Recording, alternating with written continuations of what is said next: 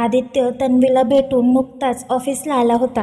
तो नेहमीसारखा त्याच्या ॲटिट्यूडमध्ये जातच होता की रिसेप्शनसमोर असलेल्या सोफ्यावर त्याला कोणीतरी बसलेलं दिसलं.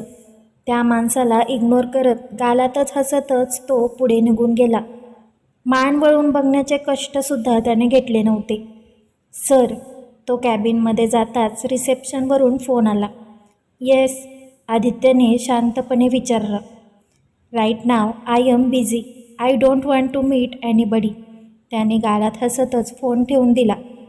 मीटिंगला अजून काही वेळ बाकी होता म्हणून तो त्याचं इतर काम करत कॅबिनमध्येच बसलेला की त्याच्या कॅबिनचा दरवाजा जोरात आपटला गेला. त्या सरशी एक माणूस रागातच त्याच्या कॅबिनमध्ये एंटर झाला. कोण आहे ते आदित्यने मान वर करून बघितलंसुद्धा नव्हतं. कदाचित तो कोण आहे हे आधीच त्याला माहीत होतं.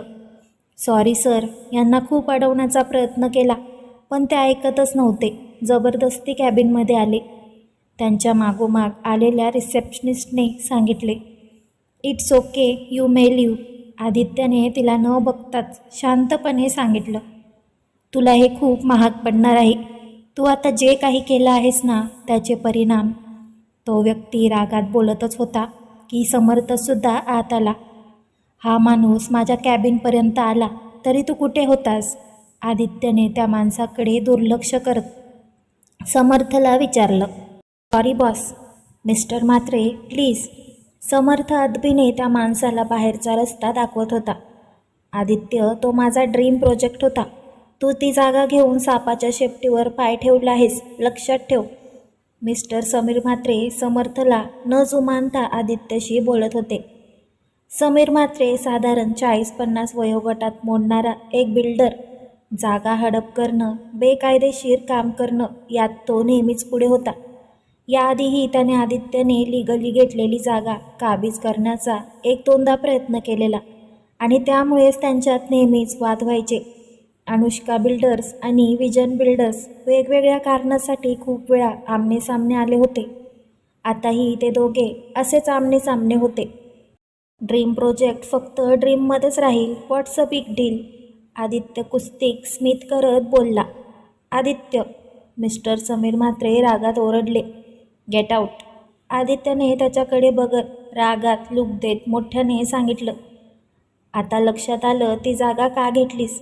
तिकडे सर्व सुखसुविधा उपलब्ध करू शकतोस ना. बायकोचाच आश्रम आहे. बोललं तर फायदा होणारच. मिस्टर समीर राग मिश्रित हसू आणत बोलत होते. आदित्यला भडकवण्याचा तो प्रयत्न होता. त्यांच्या बोलण्याचा अर्थ आदित्यला लगेच समजला. तसं आदित्यसुद्धा भडकला. आदित्यने लगेच पुढे जात त्याची कॉलर पकडली. सर्वांना तुझ्यासारखा समजलास का? जास्त बोललास तर याद राख, आदित्य देशमुख बोलत नसतो, तो फक्त करत असतो. चल निघ इथून, नाहीतर तुझी बाकीची कामं बंद करायला मला वेळ लागणार नाही. आदित्यने त्याची कॉलर पकडून जवळ घेत बोलला आणि तेवढ्यात फोर्सने त्याची कॉलर सोडली. कॅबिनमधला कचरा लगेच साफ झाला पाहिजे, समर्थला सांगत त्याने एकदा घड्याळ बघितलं. मीटिंगची वेळ झालेली. तसं तो लगेच कॉन्फरन्स रूमच्या दिशेने निघाला. प्रिया, कॅबिनमध्ये ये. आदित्य जाताच तन्वीने प्रियाला फोन करून आत बोलावलं. प्रिया आवंडा गिळतच कॅबिनमध्ये गेली. Yes ma'am. प्रिया स्वतःला नॉर्मल ठेवण्याचा प्रयत्न करत होती. निदान तसं भासवत तरी होती, पण मनातून मात्र ती देवाचा धावा करत होती. इतक्या वेळात तिने तन्वीच्या रागापासून वाचण्यासाठी देवाला नवससुद्धा करून झाला होता. तन्वी खुर्चीला रेलून निवांतपणे प्रियाची वाट बघत बसली होती. मॅम मी? नाही नाही मॅम तर तुम्ही. प्रिया मॅम, अजून काय काय केलं आजच्या दिवसात? अजून कोणाकोणाला आम्ही भेटायचं आहे? म्हणजे अजून काही सरप्राईज असेल तर सांगा, म्हणजे तसं तयारी ठेवायला. तन्वी नाटकीपणे बोलली. सॉरी ना, ते जिजू स्वतः बोलले की सरप्राईज द्यायचं आहे. मग मी काय करणार? जेवण फक्त मागवायचं होतं आणि तुला नव्हतं सांगायचं. प्रिया खाली मान घालून बोलली. परत जर तू असलं काही केलंस ना तर तू आहेस. आणि पेपर वेट हातात घेऊन हलकेच उडवत कॅच करत ती बोलली. जिजूंनी सांगितलेलं ना. प्रियाने परत सांगितलं. जिजूंची ऐसी की तैसी, त्यांनी सांगितलं म्हणून तू मला दगा देणार का? तन्वीने विचारलं. मी नाही तरी कसं बोलणार? तोंडाने तोंडाने नाही बोलायचं असतं. मला विचारल्याशिवाय माझी अपॉइंटमेंट फिक्स होत नाही, माहीत आहे तुला. हे पहिलं आणि शेवटचं, समजलं? ती दरडावून बोलली. तन्वी, मला एक सांग, तुला राग का नाही आला? जिजूंसोबत लंच आवडलं का? विषय बदलत प्रियाने डोळे मुचकावत विचारलं.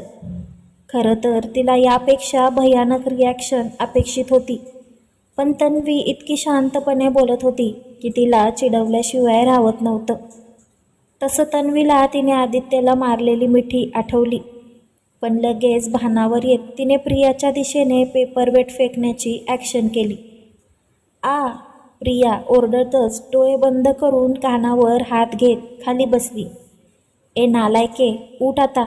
मारलं नाही, पण परत त्या माकडाच्या नावाने चिडवलंस किंवा जे काही केलंस तसं केलंस तर नक्कीच माझा निशाणा किती चांगला आहे त्याचा प्रात्यक्षिक दाखवेन, तन्वीने एकदम शांतपणे सांगितलं. त्यावर प्रियाने फक्त मान डोलावली. परत असं कोणीच बिना अपॉइंटमेंट नाही यायला पाहिजे, मग ते कोणीही असो, अगदी कोणीही. माझ्या कॅबिनमध्ये येण्याआधी मला कॉल आला पाहिजे. मॅरीला बोलव, तिला तर. ती बोलतच होती की प्रियाने तिला अडवलं. तिला नको बोलू. जिजू आले तेव्हा काका तिकडे आले होते. त्या जिजूंनी दोघांना सांगितलं ते तुला सरप्राईज देत आहे म्हणून तुला इन्फॉर्म नाही केलं, प्रियाने शांतपणे सांगितलं. प्रिया कॅबिनमधून जाताच मॅरीने प्रियाला फोन लावून सर्व कल्पना दिलेली. तुम्ही सर्वांनी पार्टी चेंज केली, तन्वी रागात बोलली, पण प्रिया काहीच बोलली नाही. प्रिया, मला नेक्स्ट टाईम असलं काही नको आहे हे याद राख. तुला आधीसुद्धा सांगितलं आहे, कामाच्या वेळी नो टाईमपास. त्यांच्यामुळे आज प्लॅन नसताना टाईमपास झाला, तेही आज इतकं काम असताना. तन्वी रागात बोलली, तसं प्रियाने होकारार्थी मान हलवली. प्रिया गेली तसं तन्वी मेल चेक करू लागली. नकळत तिच्या डोक्यात मगाशी घडलेलं सर्व चालू होतं. मगाशी आदित्यने मला मिठी मारली आणि मी सुद्धा. ती कॅज्युअल हग होती का? आणि मी इतकं कसं बोलले? आजपर्यंत प्रिया सोडले तर असं आणि इतकं कधीच कोणाशीच नाही बोलले. मगाशी त्यांनी प्रियाचं नाव घेतलं तेव्हा मला राग का आला की मी काही विचित्र वागले. तन्वीने डोळे गच्च बंद करून घेतलेले, डोके मागे सीटवर टेकवलं होतं. न कळत एक अश्रू बाहेर पडला. तिने लगेच डोळे पुसत एक सुस्कारा सोडला. तन्वी, आवर स्वतःला. तसंही मुलींच्या फिलिंग्सला महत्त्व देणारे खूप कमी असतात. मला नको असा जोडीदार जो मला बंधनात ठेवेल. मला काय करायचं आहे ते मला माहीत आहे. फक्त 11 महिने बस. तन्वी, आदित्यपासून लांब राहा. आत्ताच वेळ आहे. उद्या त्यांची मला सवयसुद्धा लागायला नको. अजूनही चेअरवर मागे डोकं टेकवलं होतं. ती स्वतःशी बोलत होती. डोळे बंदच होते. पार्टनरशिपचं काय करायचं? आदित्य बोलत होता ते बरोबरच होतं. आधी त्या विजन बिल्डरचा रिसॉर्ट होता म्हणून लक्ष नव्हतं दिलं, पण जर आता आदित्य तिकडे रिसॉर्ट बांधणार असेल तर त्याचा फायदा आश्रमला करून घेता येईल. आश्रम जरी रिसॉर्टपासून काही अंतरावर असलं तरी आश्रमचा आणि इनडायरेक्टली सर्व लेडीजचा इन्कम सोर्स वाढू शकतो. तिकडे जाऊन एकदा सर्व नजरेखालून घालायला पाहिजे, मग बघू काय करता येईल ते. तन्वी स्वतःच्याच विचारात होती. बॉडीगार्ड हटवले असतील का? जर नसतील हटवले तर? इतकं बोलून शेवटी स्वतःचंच खरं करणारा हा माणूस. कितीही काहीही झालं तरी आज बॉडीगार्ड नकोत मला. तन्वी, काम करा, काम. प्रेमात पडणं आणि संसार करणं नकोच. काहीतरी बनण्याचं स्वप्न पूर्ण करायचं आहे, जे लग्नानंतर सर्वांना करायला नाही मिळत. डोळे उघडत ती बोलली. उठून खिडकीकडे गेली. खाली असलेल्या बॉडीगार्ड्सवर एक नजर टाकली. अरे, खाली गार्ड्स नाही? गार्ड्सना हटवलं? तिने स्वतःला विचारलं. न कळत तिच्या चेहऱ्यावर हसू आलेलं. तिने हातातली घड्याळात बघून लक्ष कामावर दिलं. लॅपटॉप ओपन करताच एक भली मोठी स्माईल तिच्या चेहऱ्यावर पसरलेली. प्रिया कम. तिने फोन लावून लगेच प्रियाला बोलावलं. आदित्य त्याची मीटिंग अटेंड करून नुकताच कॅबिनमध्ये आलेला. समर्थ गार्ड्स हटले. कॅबिनमध्ये आल्यावर त्याने पहिला प्रश्न समर्थला विचारलं. मगाशी मीटिंगला जाण्याअगोदर त्याने समर्थला तिच्यासमोर असलेली सेक्युरिटी हटवायला सांगितलेली. येस बॉस, मगाशीच ते गेले. पण बॉस, तन्वी मॅमची सेक्युरिटी?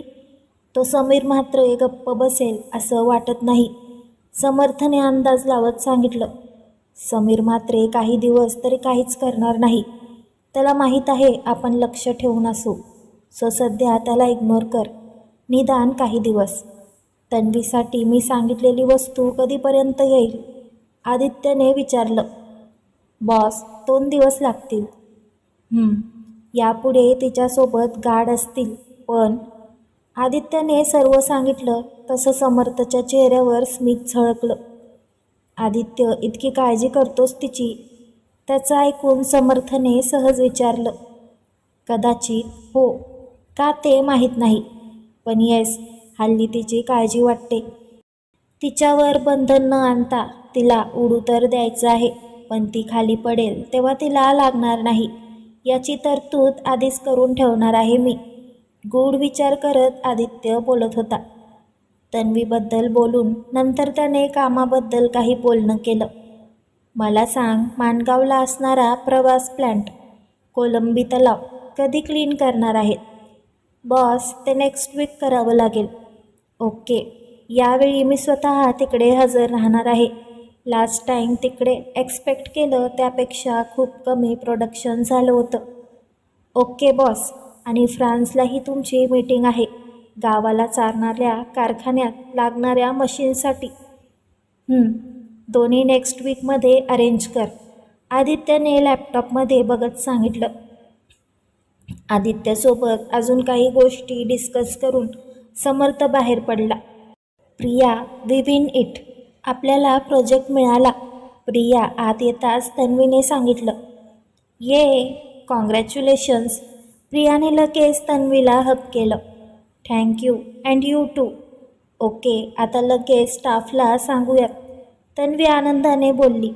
नेहमीच ती स्टाफसोबत सर्व आनंद शेअर करत आली होती. तन्वी, आज सेलिब्रेशन तो बनता है. प्रिया खुश होत बोलली. पण आज सेलिब्रेशन करायच्या विचाराने ती शांत झाली.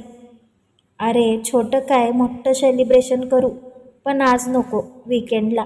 आधी सर्व लीगल वर्क कंप्लीट होऊ देत, काहीसा विचार करत ती बोलली.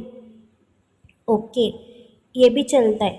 बोलतच प्रिया आणि तन्वी कॅबिनमधून बाहेर गेल्या. तन्वीने जसं सांगितलं प्रोजेक्ट मिळाला तसं प्रियाने सर्व स्टाफला तन्वीच्या कॅबिन बाहेर बोलावलं होतं. सर्व स्टाफ जमा होईपर्यंत तन्वी आणि प्रियाने त्या कंपनीतून आलेला मेल परत एकदा चेक केला. त्यासोबतच आलेल्या डेट्स क्रॉस चेक करून घेतल्या होत्या. सर्व ओके असल्यावर तन्वीने सर्व स्टाफला प्रोजेक्ट मिळाल्याची न्यूज दिली. स्टाफसोबतच असलेले डॅड आणि काका सर्वच तिचं अभिनंदन करत होते. तिनेही सर्वांचं एकत्रच अभिनंदन करून वीकेंडला पार्टी असल्याचं सांगितलं आणि परत कॅबिनमध्ये येऊन काम करू लागली. सांगू का, काम करताना अचानक तिला त्याची आठवण आलेली. मला मदत केलेली त्यांनी, सांगते. स्वतःशीच विचार करत तिने आदित्यला मेसेज केलेला. रिप्लाय येईल?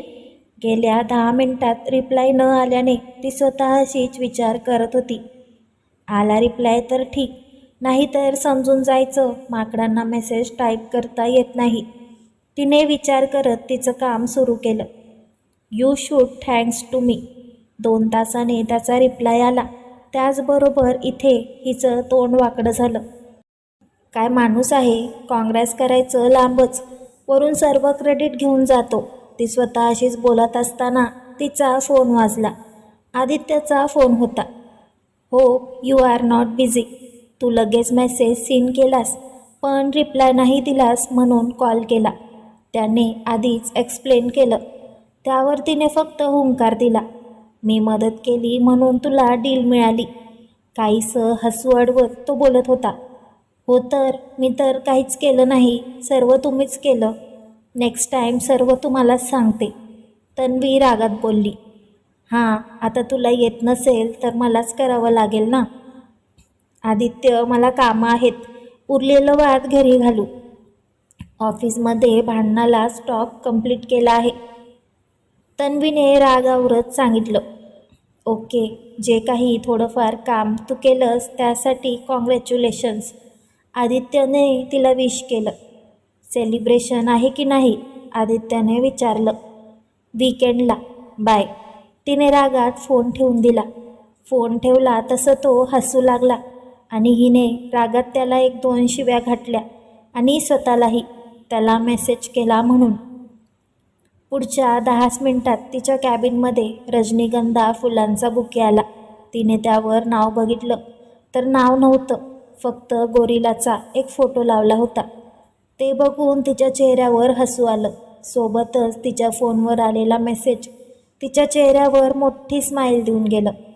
कोणाकडून थँक्स नाही आलं तरी आम्ही कॉंग्रॅट्स करतोय. आम्हीसुद्धा थँक्स बोलतो, तन्वीने रिप्लाय केला. 8 वाजेपर्यंत ती काम करत होती. 8 वाजता बाकीचा स्टाफ निघायच्या तयारीत होता आणि तीसुद्धा. तिने प्रियाला कॅबिनमध्ये बोलावलं. प्रिया, मी आज तुझ्याकडे येते, पण मला एक काम आहे, सो तिकडे जाऊन मग मी तुझ्याकडे येईन. मॉमचा किंवा अजून कोणाचा फोन आला तर सांगायचं तू झोपली आहेस. तन्वीचं वाक्य पूर्ण करत ती बोलली. गुड. जिजूची चमचेगिरी केलीस ना तर याद राख. फोन ठेवत तिने कोणाला तरी मेसेज केला.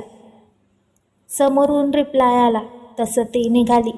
गेटच्या बाहेर पडल्यावर तिने आजूबाजूला बघितलं. गार्ड्स नव्हते, तसं ती थोडी रिलॅक्स झाली. काही अंतर पुढे चालत गेल्यावर तिच्या पुढे एक इको कार येऊन उभी राहिली. ती आजूबाजूला बघत असतानाच त्यातून एक हात पुढे झाला आणि तन्वी त्या कारमध्ये बसली गेली. तन्वी कोणत्या तरी कारमधून गेल्याचं कोणीतरी कोणाला तरी मेसेज केला. Follow her. अगदी त्याच मिनिटाला समोरून रिप्लाय आलेला. आदित्य त्याचा फोन हातावर आपटत काहीतरी विचार करत होता. टेन्शन त्याच्या चेहऱ्यावर स्पष्ट दिसत होतं. अर्ध्या तासात त्याच्या फोनवर एक मेसेज झळकला.